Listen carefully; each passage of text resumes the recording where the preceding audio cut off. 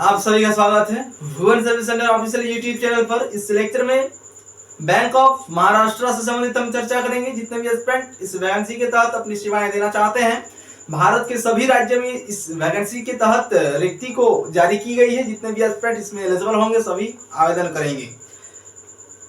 जितने भी एस्पिरेंट भारत में रह रहे हैं उन सभी के लिए आवश्यक सूचना है, बैंक ऑफ महाराष्ट्र की ओर से एक नई वैकेंसी को पब्लिश की गई है। इसमें भारत के सभी राज्यों के एस्पिरेंट एलिजिबल हो सकते हैं। बैंक ऑफ महाराष्ट्र के माध्यम से क्राइटेरिया को जो मेंशन की गई है उस क्राइटेरिया को सिर्फ फुलफिल करने की आवश्यकता होगी, सभी एस्पिरेंट अपीयर हो पाएंगे।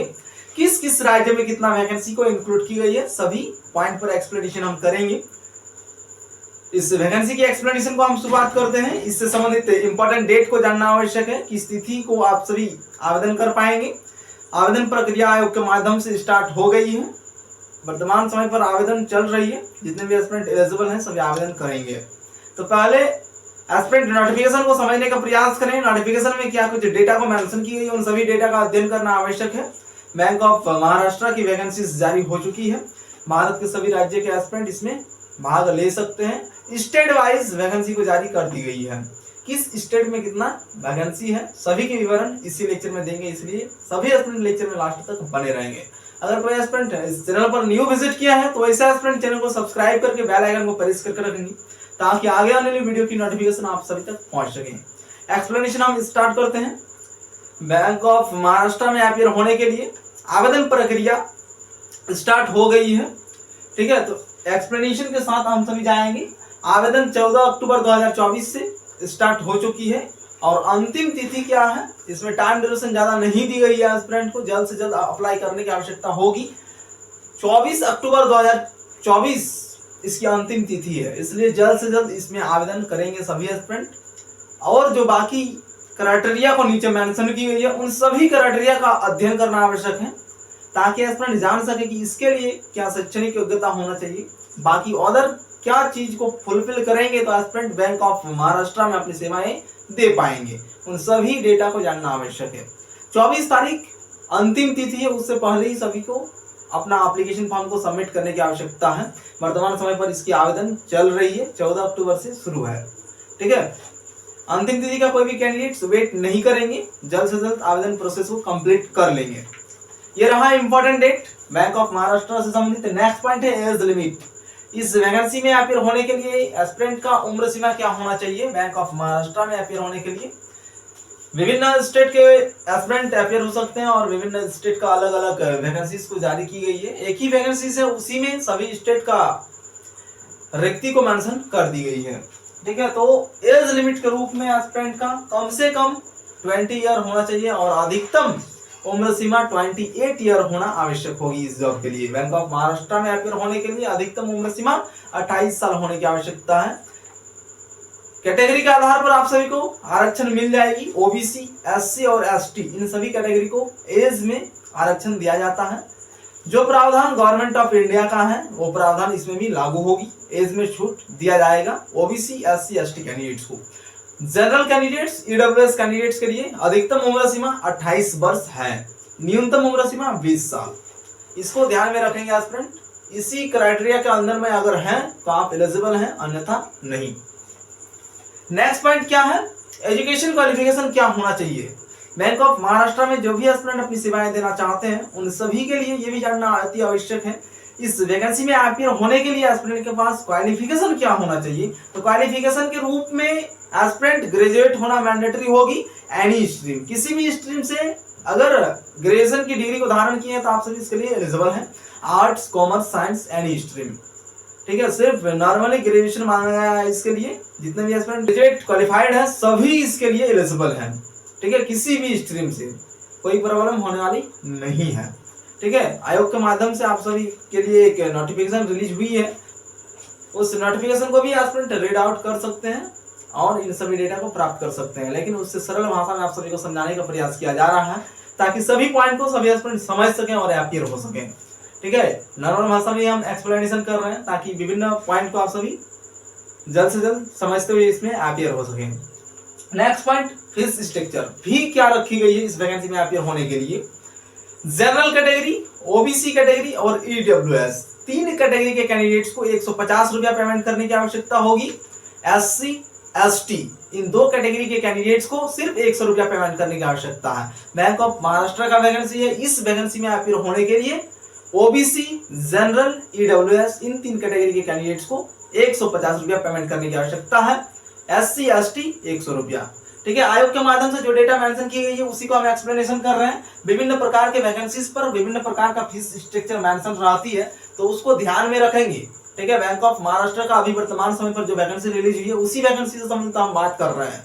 बाकी अदर वैकेंसीज की फीस स्ट्रक्चर कुछ अलग भी हो सकती है, तो उसको ध्यान रखेंगे सभी एस्पिरेंट। बैंक ऑफ महाराष्ट्र के ऑफिशियल नोटिफिकेशन के मुताबिक ये फीस स्ट्रक्चर आप सभी के समक्ष हम एक्सप्लेनेशन कर रहे हैं। ठीक है, नेक्स्ट है वैकेंसी का डिटेल्स।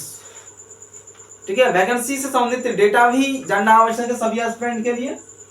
कैटेगरी वाइज वैकेंसी का डिटेल्स हम देंगे। किस कैटेगरी के लिए टोटल पदों की संख्या कितना है, ईआर जो अनरिजर्व कैटेगरी होते हैं या फिर जनरल कैटेगरी, ये ऑल इंडिया के हिसाब से यहाँ पर मेंशन की गई है कैटेगरी वाइज। ठीक है, बाकी स्टेट के अनुसार भी आप सभी को डेटा अवेलेबल कराई जाएगी।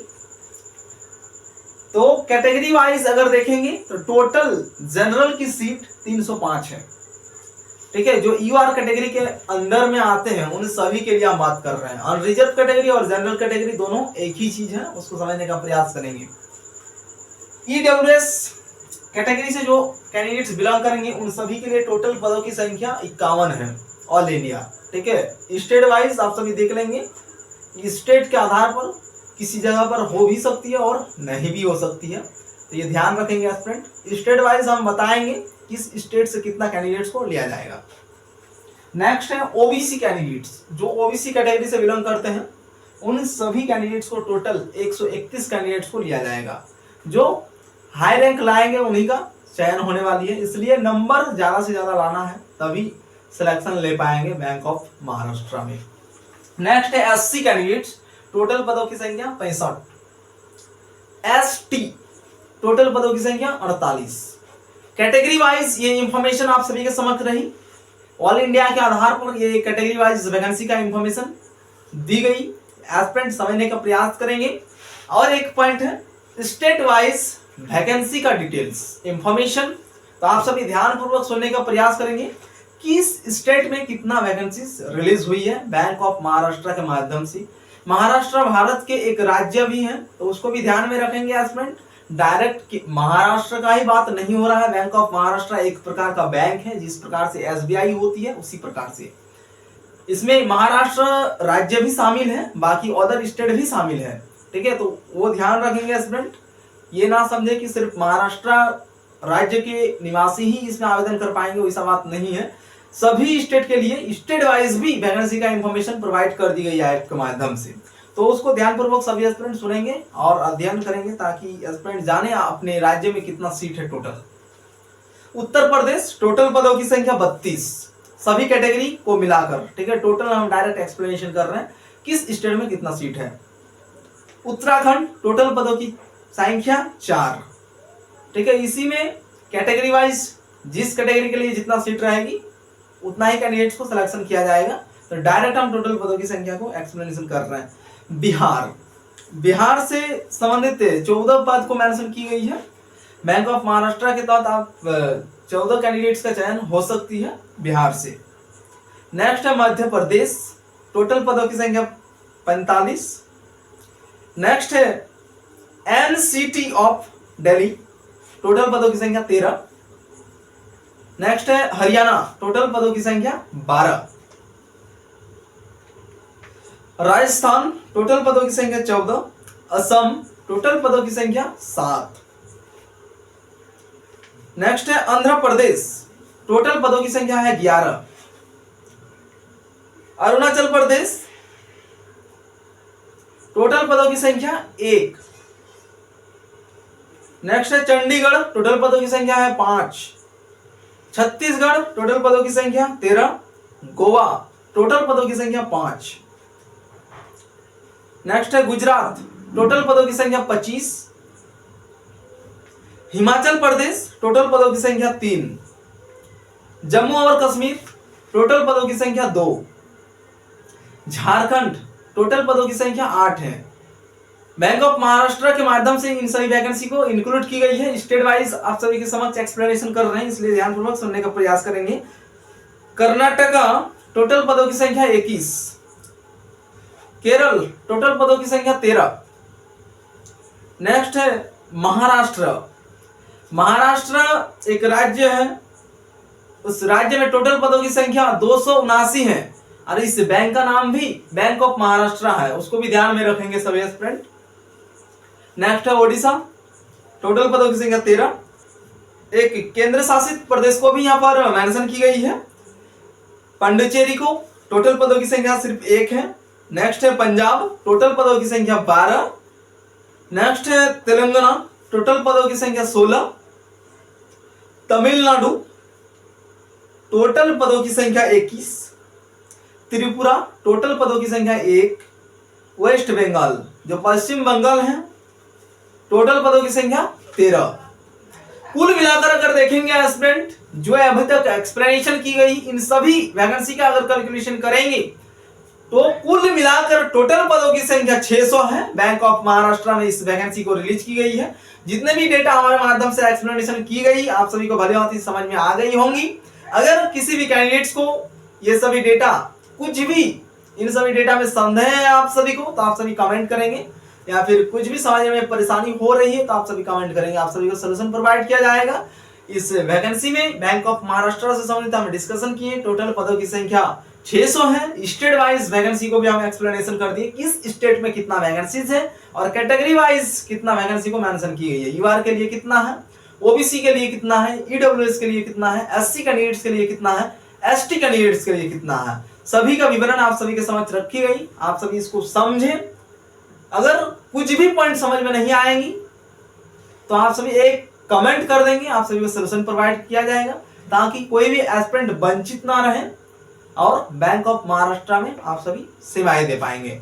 ठीक है, इसी के साथ हम लेक्चर को समाप्त करते हैं। और भी विभिन्न प्रकार के कॉम्पिटिटिव एग्जामिनेशन से संबंधित विज्ञापन, नोटिफिकेशन और स्टडी मटेरियल को प्राप्त करने के लिए हमारे साथ जुड़े रहें। धन्यवाद।